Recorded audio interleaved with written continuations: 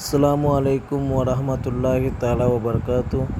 الحمدللہ رب العالمین والصلاة والسلام علی سید الانبیاء والمرسلین وعلی آلہ واصحابہ اجمعین، اما بعد۔ محترم اور میرے پیارے بچے، امید کرتے ہیں کہ آپ لوگ جو ہے اس کتاب کو اور اس سبق کو اچھی طرح سمجھے ہوں گے، اور آج جو ہے اسی کے باب انشاءاللہ ہم جو پڑھا کے ختم کریں گے۔ دیکھیے، وَلَا يَجُوزُ أَن يَتَجَوَّزَ امْرَأَةٌ ابْنِهِ مِنَ الرَّضَاعِ كَمَا لَا يَجُوزُ أَن يَتَجَوَّزَ امْرَأَةُ ابْنِهِ مِنَ النَّسَبِ۔ وَلَا يَجُوزُ، اور جائز نہیں ہے، أَن يَتَجَوَّزَ شادی کرنا، امْرَأَةُ ابْنِهِ مِنَ الرَّضَاعِ یعنی رضاعی بیٹے کی بیوی، یعنی رضاعی بہو سے، رضاعی بیٹے کی بیوی سے شادی کرنا جائز نہیں ہے۔ جس طرح کہ اپنا حقیقی بیٹے کی بیوی سے شادی کرنا جائز نہیں ہے، اسی طرح رضاعی بیٹے کی بیوی سے بھی شادی کرنا جائز نہیں ہے، سمجھے نا؟ تو اگر سمجھو کہ اس ایک آدمی کی بیوی نے کسی کو دودھ پلایا، تو کسی بچے کو، اب اس کی بیوی سے اس عورت کا شوہر کو شادی کرنا جائز نہیں ہے، جس طرح اپنے بیٹے کی بیوی سے شادی کرنا کیا نہیں ہے، جائز نہیں ہے، سمجھے؟ وَلَبْنُ الْفَحْلِ یعنی مرد کا دودھ، یہ مسئلہ سمجھنا ہے۔ لبن الفحل بولے تو یہ اضافت الشیء الی السبب ہے، مطلب ایک چیز کو اس کے سبب کی طرف اضافت کرنا۔ فار ایگزامپل، عورت کے پستان میں، عورت کے ثدی میں، بریسٹ میں دودھ آنے کا سبب کون ہے؟ مرد ہے۔ کیوں؟ کیونکہ مرد جب وطی کرتا ہے، مرد جب عورت کے ساتھ وطی کرتا ہے تو اسی وطی کے سبب سے کیا ہے؟ عورت کے ثدی میں دودھ آتا ہے، تو اسی لیے اس کو کیا کہا گیا؟ لبن الفحل۔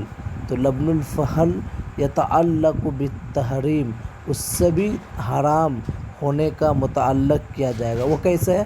وہ انشاءاللہ آپ کو سمجھ میں آئے گی کہ وہ کیا ہے کہ ان ترضع المرأۃ، ایک عورت دودھ پلانا، صبیۃً ایک بچی کو، فتحرم هذه الصبیۃ، تو یہ بچی حرام ہو جائے گی، علی زوجہا، اس عورت کے شوہر پہ جس نے دودھ پلائی ہے، تو اس عورت کے شوہر پہ کیا ہوگا؟ حرام ہو جائے گا، وعلی آبائہا، اور اس کے باپ پر، یعنی اس کے دادا پہ، وابنائہا، اور اس کے بیٹا پہ، سمجھے؟ ویصیر جوز، اور وہ شوہر ہو جائے گا، الذی، جو نزل لہا، جس سے اس کے اترا ہے، منہ، اس شوہر سے، اللبن، دودھ، ابن للمرضیہ، اس دودھ پینے والی کا کیا ہو جائے گا؟ باپ ہو جائے گا، سمجھے نا مسئلہ؟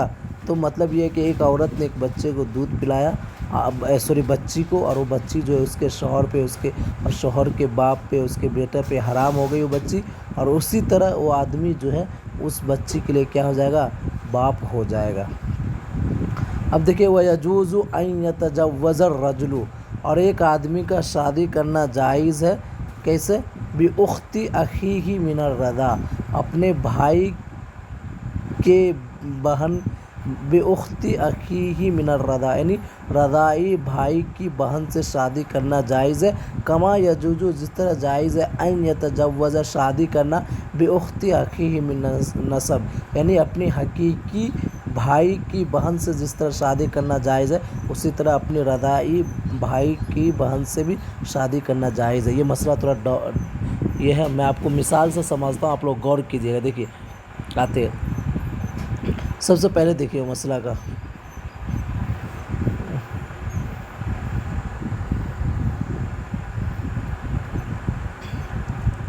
دیکھیے سب سے پہلی بات، زید نے خالد کی ماں یعنی راشدہ کا دودھ پیا، سمجھ رہے ہیں نا؟ زید نے خالد کی ماں راشدہ کا دودھ پیا، اب دونوں زید اور خالد کیا ہو گئے؟ دونوں رضاعی بھائی ہو گئے، ختم ہو گیا مسئلہ۔ اب خالد کی بہن، خالد جو ہے اس کی بہن فاطمہ اپنی ماں کے علاوہ دوسری عورت کا دودھ پی تھی، اوکے؟ یہ مسئلہ بھی اپنے ذہن میں رکھیے۔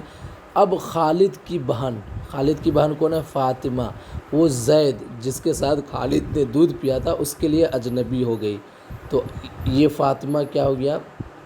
خالد کی اپنی بہن ہو گئی، اوکے؟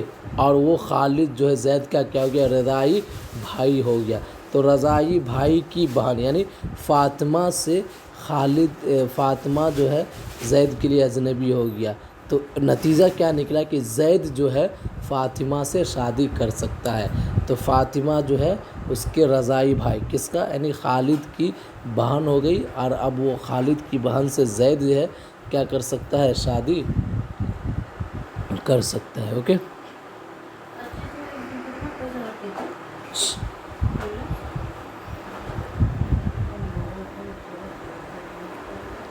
اوکے، وذالک، اب دیکھیے جس طرح اپنی وذالک مثل الاخی، اور اپنے حقیقی بولے نا حقیقی نسبی بھائی کی بہن سے شادی کرنا جائز ہے۔ وہ کہتا ہے وذالک مثل الاخی من الاب، وہ بھائی جو ہے باپ کے جانب سے نا، اذا کان لہو اختن، جب کہ اس کو ہو بہن، من امہ، اس کے ماں سے، جازت جائز ہے، لاخیہ من ابیہ، اس کے اپنے باپ کے جانب والے بھائی کے لیے جائز ہے، ان یتجوزا، اپنی ماں کی طرف سے جو بہن ہے اس سے شادی کرنا جائز ہے۔ اور اس کا مثال بھی آپ کو سمجھاتا ہوں، آپ لوگ دھیان دیجیے۔ دیکھیے سلطانہ ایک عورت ہے، اس کی پہلی شادی عمر سے ہوئی، اوکے، اب عمر سے جب شادی ہوئی، اس سے فضا جو ہے سلطانہ کی پہلی بیٹی پیدا ہو گئی، یہ مسئلہ بھی اپنے ذہن میں رکھیے۔ پھر سلطانہ کی ہی دوسری شادی زید سے ہوا، زید سے ہونے کی صورت میں اس وقت اس کا ایک بیٹا پیدا ہوا، کیا، نور۔ تو ابھی نور کو جو ہے کیا ہے، سلطانہ کو ایک بیٹی ہے اور ایک بیٹی فضا ہے اور بیٹا نور ہے، اوکے۔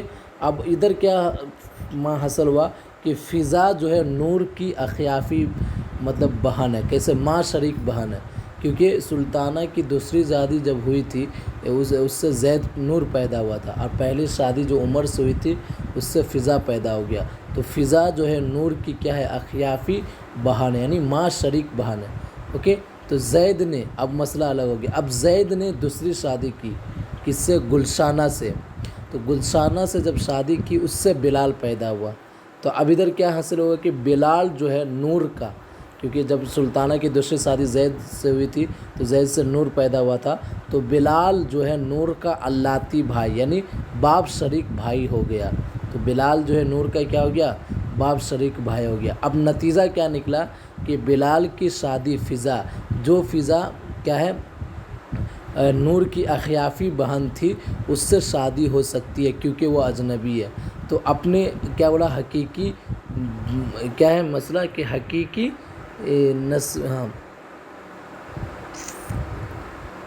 بے اختی اخیہ من النسب، یعنی نسب سے حقیقی بھائی کی بہن۔ اب دیکھیے حقیقی بھائی کی بہن کیسا ہے، اس لیے کہ فضا جو ہے وہ کیا ہے، عمر کا نور کا ماں شریک بہن ہے، کیا ہے، ماں شریک بہن ہے، اوکے۔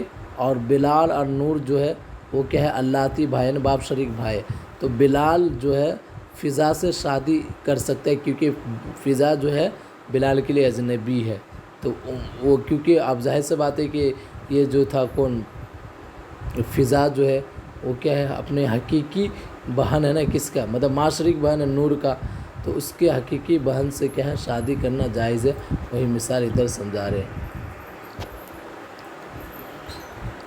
دیکھیے وہ ادھر، ہاں اب دیکھیے اب سمجھ میں آئے گا، وہ ادارے کا مثال کہ وَكُلُّ صَبِيٍّ، ہر وہ دو بچہ اجتماع، اگر وہ دونوں جمع ہو جائے، کلو سب اجتماع علی صدین واحدین، مطلب ایک بچہ اور ایک بچی اگر ایک پستان پہ جمع ہو جائے، علی صدین واحدین، لم یجوز، تو جائز نہیں ہے، لأحدہما، ان دونوں میں سے ہر ایک کے لیے، ان یتجوزا، کہ وہ شادی کرے، الاخر، دوسرا سے، کیونکہ دونوں رضاعی بھائی بہن ہو گئے، ولا یجوز، جائز نہیں ہے، ان یتجوز المرضعۃ، دودھ پلانے والی شادی کرے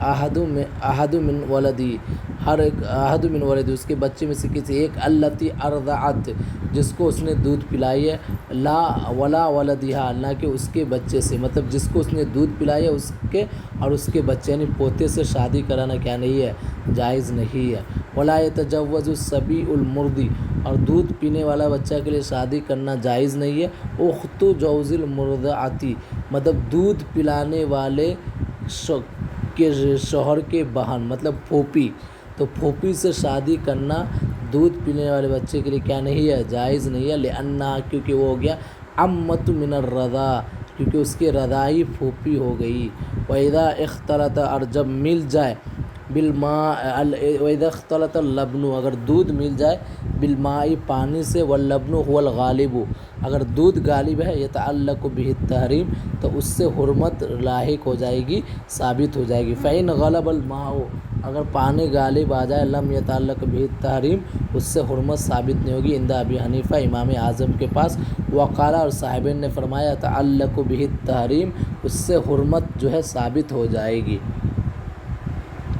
وَإِذَا اخْتَلَطَ بِالدَّوَاء اگر دودھ دوا سے مل جائے، واللبن غالب اور دودھ غالب ہے، یتعلق به التحریم اس سے بھی حرمت ثابت ہو جائے گی۔